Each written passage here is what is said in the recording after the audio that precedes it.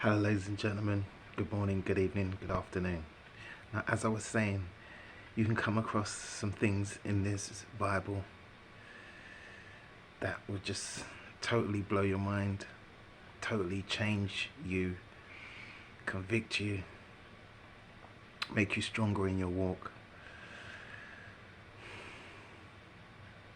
It's just like so much powerful stuff.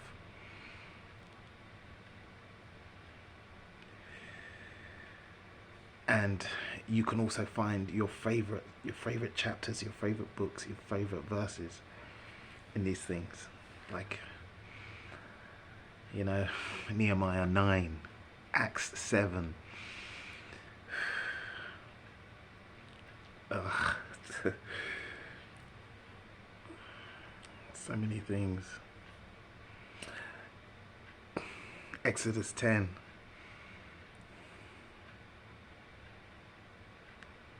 Psalms 59.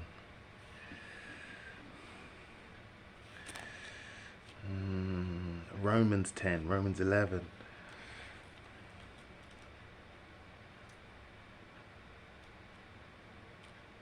John 7, which we went over. Matthew 24, Luke 21. Kings 22. Isaiah 14, Isaiah 60.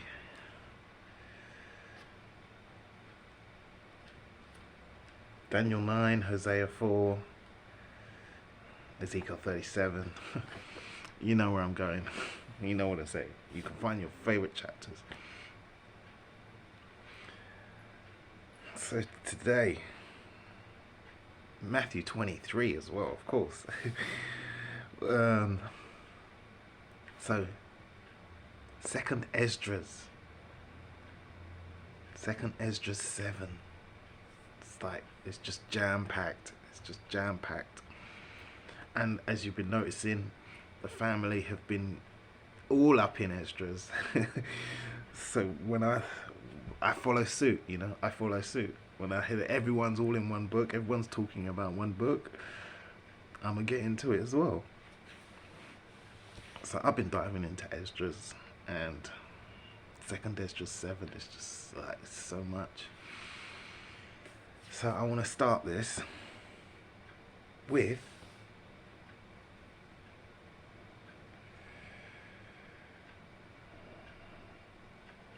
Matthew 7:13.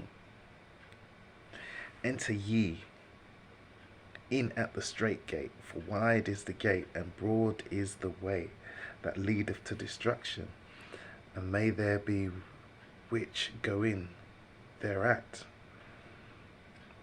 Because strait is the gate, and narrow is the way which leadeth unto life, and few there be that find it.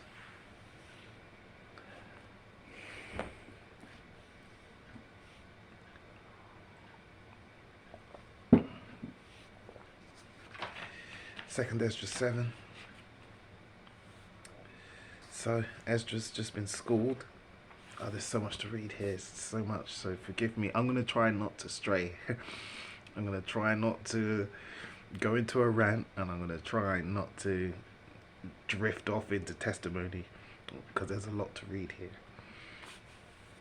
But Esdras, he's just getting a schooling, as people do in this book, as in Job. He's getting a heavy schooling, and yeah, he's just been put in his place. So now he's humbled himself, he's asking questions, and he's having a deep conversation with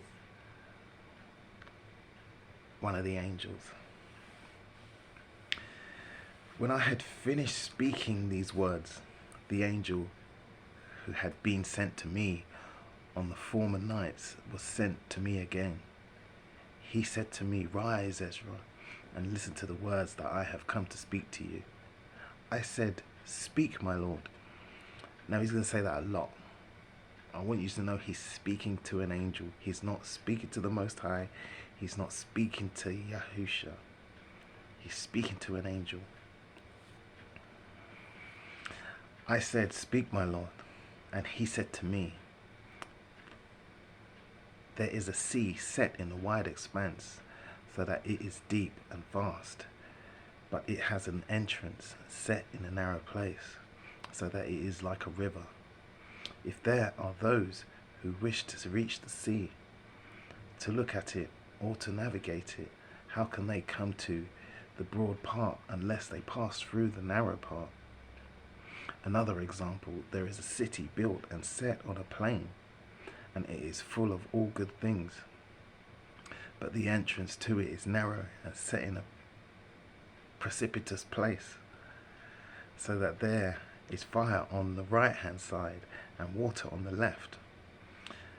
There is only one path laying between them, that is, between the fire and the water, so that only one person can walk on the path. Sound familiar? If now the city is given to someone as an inheritance, how will the heir receive the inheritance unless by passing through the appointed danger? I said, "That's right, Lord." He said to me, "So also is Israel's portion. For I made the world for their sake, and when Adam transgressed my statutes, what had been made was judged." You see,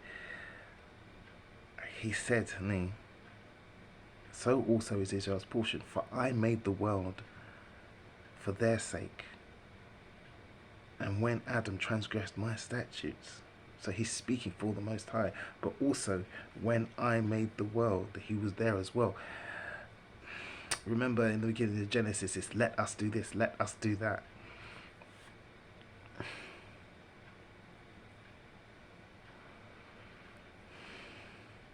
For I made the world for their sake, and when Adam transgressed my statutes, what had been made was judged.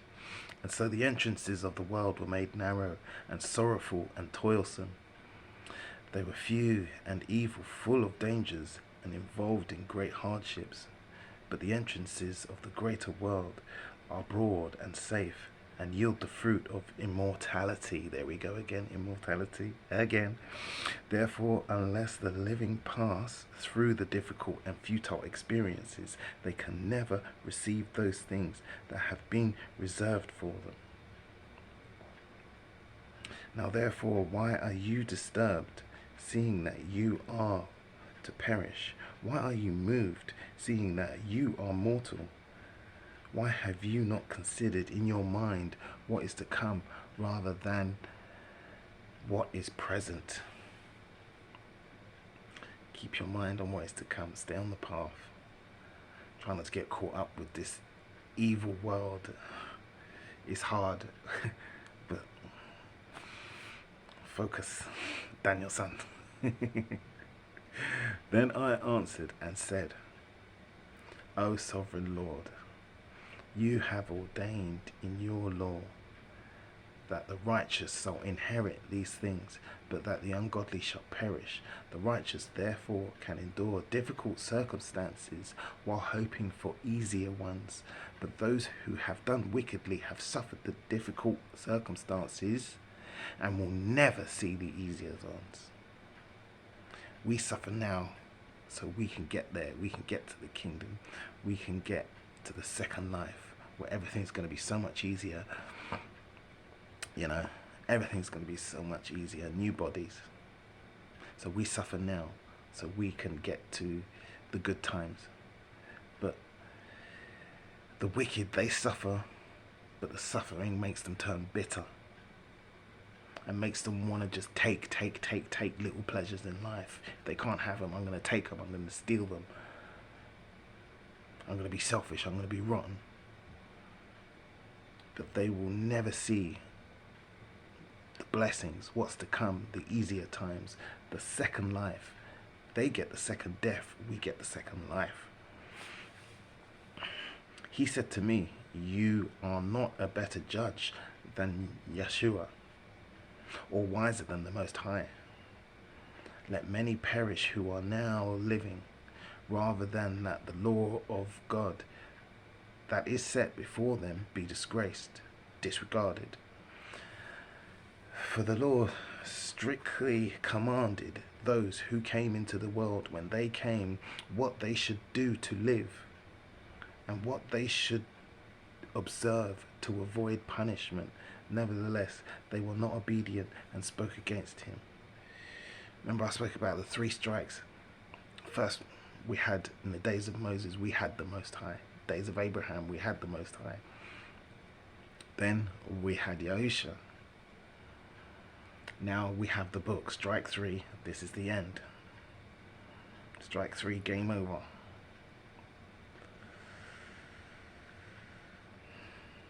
We were told, for the Lord strictly commanded those who came into the world when they came what they should do to live, and what they should observe to avoid punishment. Nevertheless, they were not obedient and spake against him.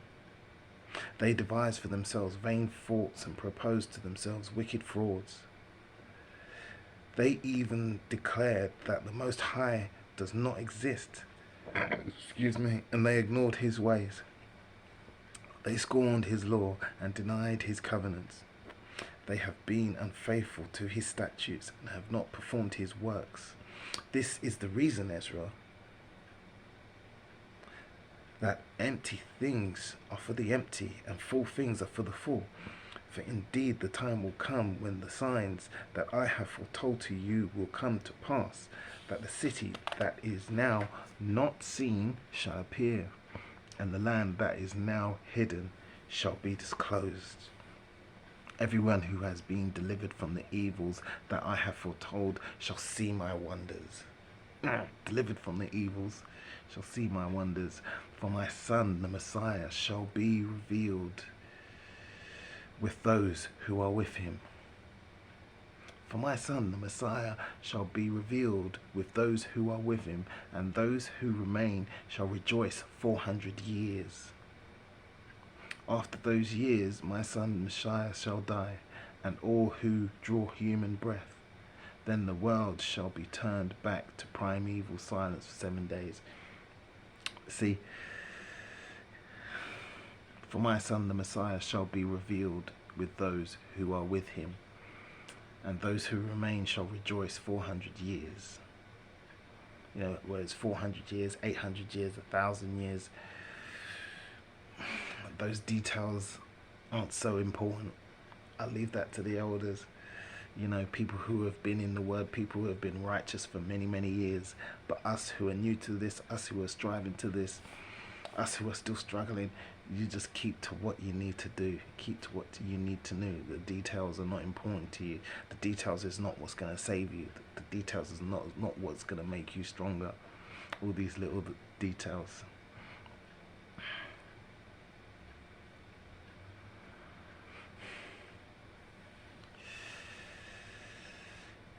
Then the world shall be returned back to primeval silence for 7 days, as it was at the first beginnings, so that no one shall be left. After 7 days the world that is not yet awake shall be roused, and that which is corruptible shall perish. The earth shall give up those who are asleep in it, and the dust and the dust those who rest there in silence. And the chambers shall give up the souls that have been committed to them. Sounds very familiar, right? Sounds very familiar. Revelations. The Most High shall be revealed on the seat of judgment, and compassion shall pass away, and patience shall be withdrawn. Only judgment shall remain. Truth shall stand, and faithfulness shall grow strong. Recompense shall follow, and the reward shall be manifested. Righteous deeds shall awake, and unrighteousness deeds shall not sleep.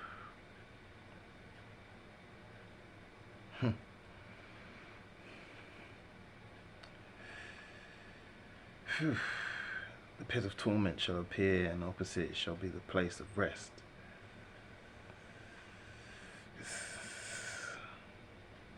It's like waiting. Most High shall be revealed in the seat of judgment, and compassion shall pass away, and patience shall be withdrawn. Only judgment shall remain, truth shall stand, and faithfulness shall grow strong. Recompense shall follow, and the reward shall be manifested. Righteous deeds shall awake, and unrighteousness deeds shall not sleep. It's like being in trouble at school. You've been sent to the headmaster's office. You know you've done bad. You're just sitting there, and you know you've done something bad, and you're just sitting there wallowing, just waiting, just like that agonizing wait. Or when you're kids and it's like, oh, mummy wants you, or daddy wants you, and you have to go. And you just go head down, and you know you've done something wrong. You know you've done something wrong. Or even in the workplace, where you've been called to the office. You may not have done something wrong. You know you haven't done nothing wrong, but it's that agonizing wait outside the office.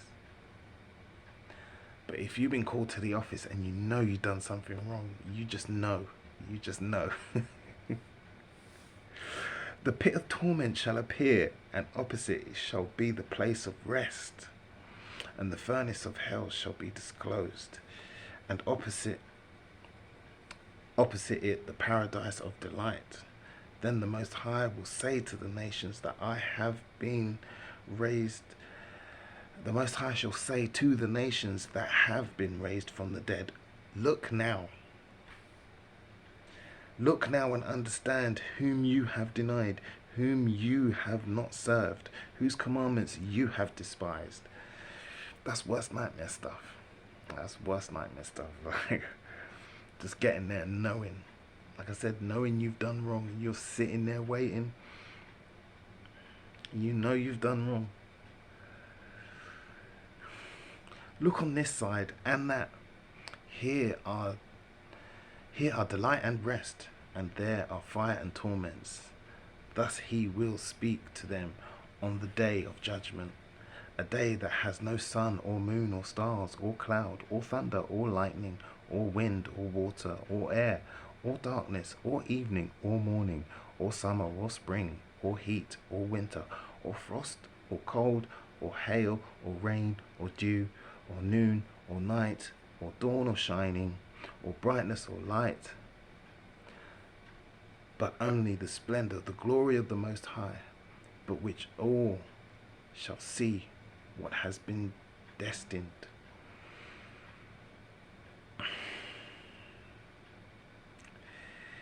It will last as though for a week of years.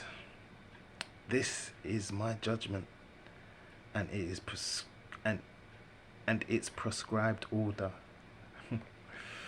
And to you alone I have shown these things. I answered and said, O sovereign Lord. I then said, and I say now, blessed are those who are alive and keep your commandments. Blessed are those who are alive and keep your commandments. Blessed are those who have lived long enough to repent and now keep the commandments. But what of those of whom I prayed for? See, this is our feelings. This is the first steps on the path. Like this is just jam-packed. Like this, I said so much. These are our first feelings, how we feel when we're walking on this path. When you've decided to do it, or you're deciding you're not sure, and you know you need to go deeper, you need to go stronger, you need to do this. But what of those whom I have prayed for? Who among the living is there that has not sinned?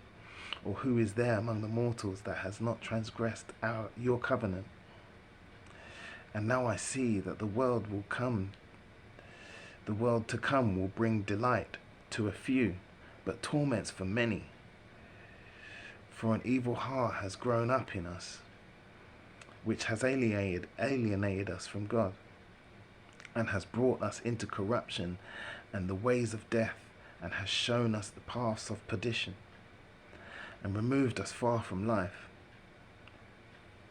And that not merely for a few, but for most of all who have been created. He answered and said to me, listen to me, Ezra. and I will instruct you, I will admonish you once more.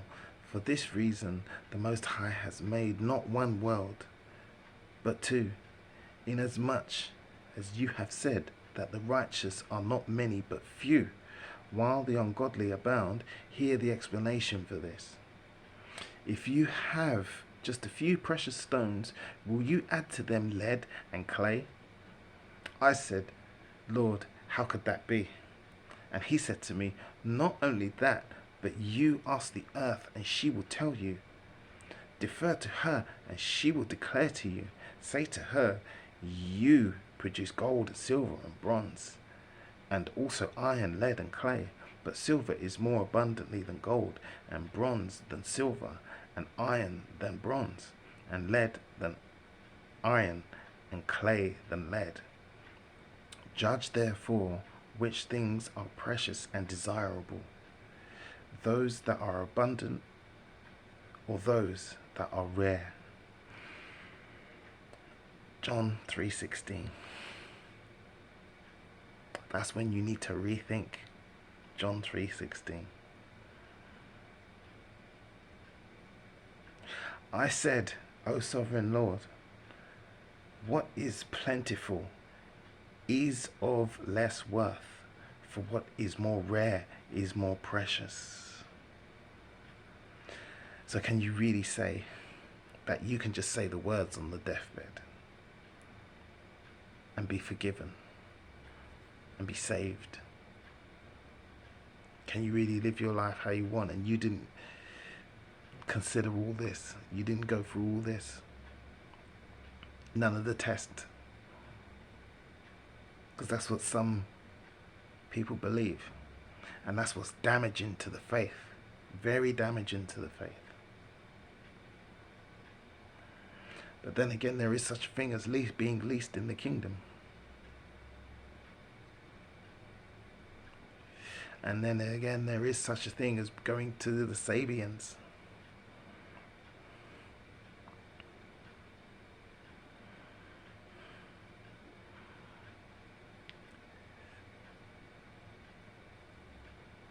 It just makes you rethink everything. You may scrape through the door, but there are certain levels of hierarchy.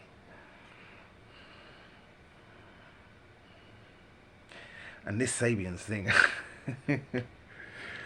oof. This Sabians thing, Sabians, this is something that people want to think about a lot when there's certain things they don't want to do. I think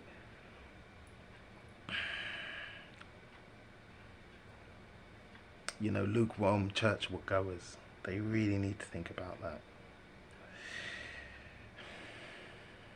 He answered me and said, consider within yourself what you have thought, for the person who has what is hard to get rejoices more than the person who has what is plentiful. So also will be the judgment that I have promised. For I will rejoice over the few who shall be saved, because it is they who have made my glory prevail now. And through them my name has now been honored.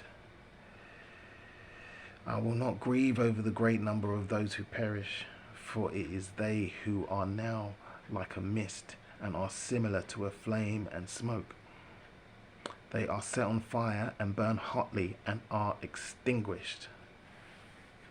I replied and said, O earth, I replied and said, O earth, what have you brought forth? If the mind is made out of the dust, like the other created things, for it would have been better if the dust itself had not been born, so that the mind might not have been made for it.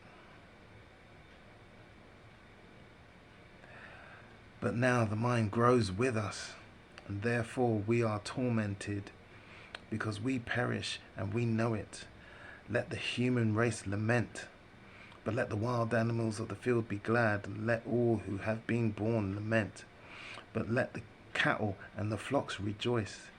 It is much better with them than with us, for they do not look for a judgment, and they do not know of any torment or salvation promised to them after death.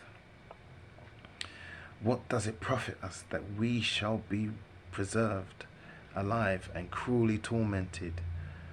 For all who have been born are entangled in iniquities and are full of sins and burdened with transgressions. And if after death we are not to come into judgment, perhaps it would have been better for us. See, those are the arguments when you're trying to understand these things. You just have to keep reading on. And Job did that for me. Reading Job done that for me. And 2nd ESDRAS 7, it just confirms everything. It just confirms it all. It solidifies you in your position. Makes you just want to go on full steam ahead. And that's all about free will as well. The animals do not have free will. This is what makes us different. We have free will. It's our choices.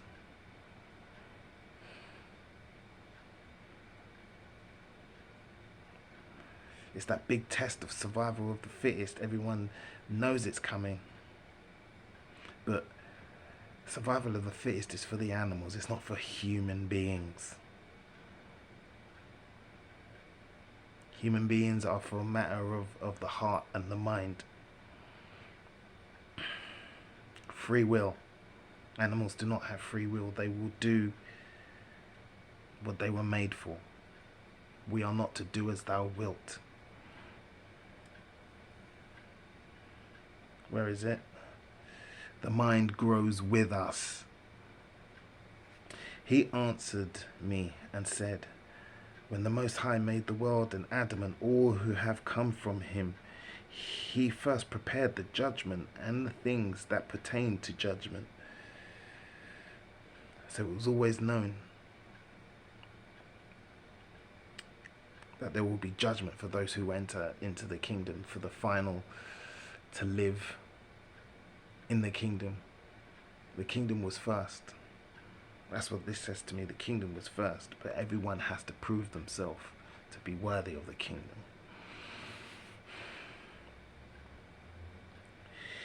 He prepared the judgment and the things that pertain to the judgment. But now understand from your own words, for you have said that the mind grows with us. For this reason, therefore, those who live on earth shall be tormented, because though they had understanding, they committed iniquity.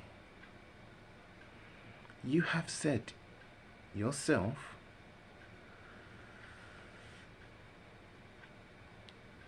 the mind grows with us. For this reason, therefore, this is why it always comes down: adults, children, adults, children, adults, children, sons and fathers, sons and fathers. This is the meaning of life. It's part of the meaning of life. Don't need some big philosophy questions like, oh, what is the meaning of life? What is the meaning of life? Here it is. It's right here. Adults, children, sons and fathers. The mind grows with us. For this reason, therefore, those who live on the earth shall be tormented, because they had understanding. They committed iniquity, and though they received the commandments, they did not keep them. And though they obtained the law, they dealt unfaithfully with what they received. What then will they have to say in the judgment? Or how will they answer in the last times? How long the Most High has been patient with those who inhabited the world, and not for their sake, but because of the times that he has foreordained the kingdom to come. You know, the kingdom to come. We must accept these challenges. We must accept the law. We must accept the Most High. We must die daily. We must finish the race. We must deny ourselves. And in doing that, we are choosing... this is my notes. We are choosing that... We are choosing that uncorruptible body now, which when we get to the kingdom, when we get to the other side, when we get to the second life, it's all gone away. The fight is over. We don't have to fight the flesh no more. We have new uncorruptible bodies. But you can't just live how you want and then get to the kingdom and then have the uncorruptible body. You got to earn it. You got to earn it. We're choosing that now. We're suffering in it. So that's our reward. And all the promises and the blessings to go with it. So there's no point in rejoicing until the race is finished. Until the fight is finished. You have to make it to be able to take part in the blessings. I answered and said, I have found favor in your sight, O Lord. Show this also to your servant, whether after death, as soon as every one of us yields up the soul, we shall be kept in rest until those times come when you will renew the creation, or whether we shall be tormented at once. Abraham's bosom. Remember the story, people. As we go on, remember the story. Abraham's bosom, the rich man and Lazarus. He answered me and said, I will show you that also. But do you not include, I will show you that also, but do not include yourself with those who have shown scorn, or number yourself with those who are tormented. This is for the repenting, those who have repented, those who have changed their ways. We're on the path now, we're walking it, we've repented, we've changed.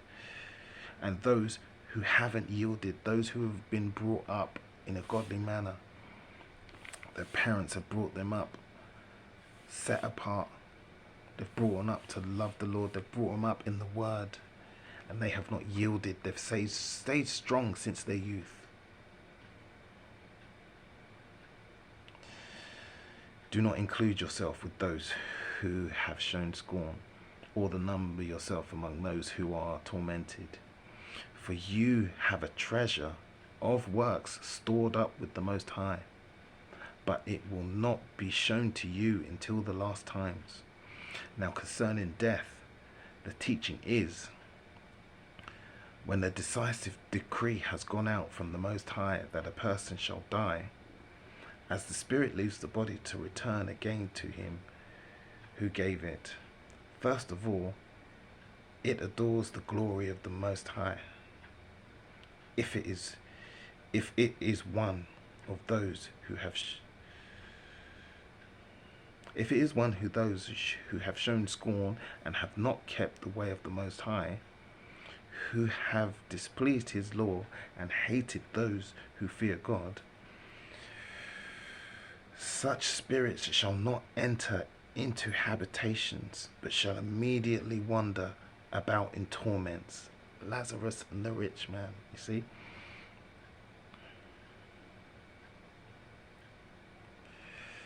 The spirit that leaves the body again to him who gave it, first of all, it adores the glory of the Most High.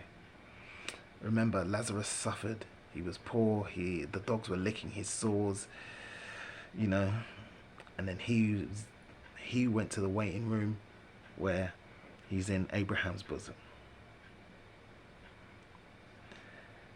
And here, such spirits shall not enter into habitations, but shall immediately wander about in torments. That's the rich man who had everything in this life. Didn't care about nothing, didn't care about nobody, overindulging, stepped over people like Lazarus.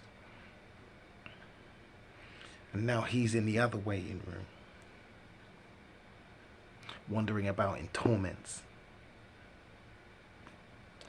Always grieving and sad in 7 ways.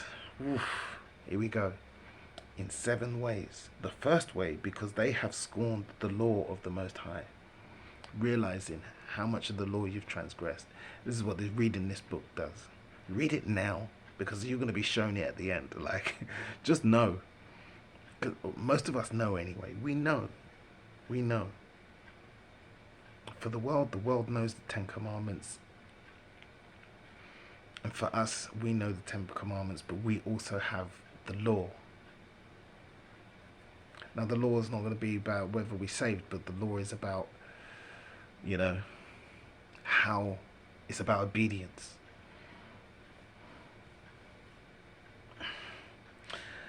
The second way, because they cannot now make a good repentance so that they may live. You sat there waiting 7 days, knowing where you're going. And everything you said, everything you did, you chose to do this, you didn't want to do this, you wanted to fornicate, and now you're just waiting outside the headmaster's office, knowing you've done bad. Waiting for daddy to come home. You're in trouble.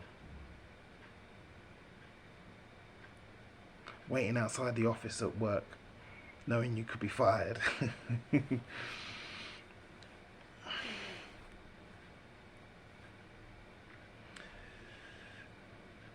The third way, they shall see the reward laid up for those who have trusted the covenants of the Most High.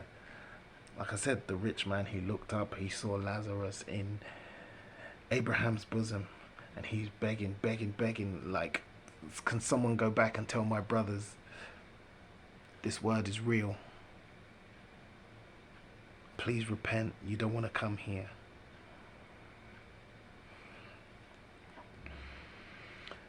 The fourth way, they shall consider the torment laid up for themselves in the last days.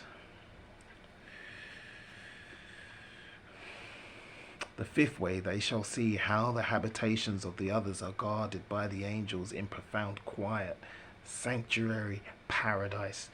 The sixth way, they shall see how some of them will cross over into torments. That's like tormenting you before the torment taunting you.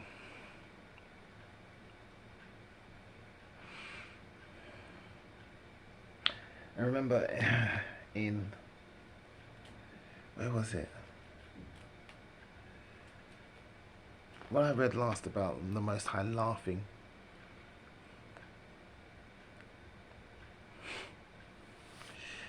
Okay, let me stick on track. The sixth way, which is worse. The seventh way, which is worse than all the ways that have been mentioned, because they shall utterly waste away in confusion and be consumed with shame, and shall wither with fear at seeing the glory of the Most High, in whose presence they sinned while they were alive, and in whose presence they are to be judged in the last times.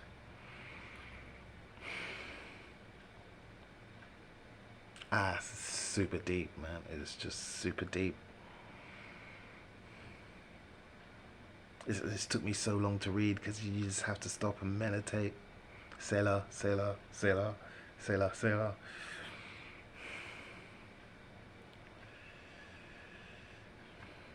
But as you can see, it just describes our walk in most detail.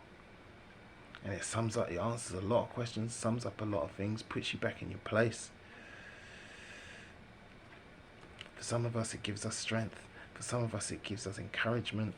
It shows you what we're striving for. It keeps you on the path. Shows you the big picture. And it kind of sums up everything in a nutshell. That's part one. So I'm going to rest now. I'm going to chill. And I'll get back to this after trumpets call. Shabbat Shalom.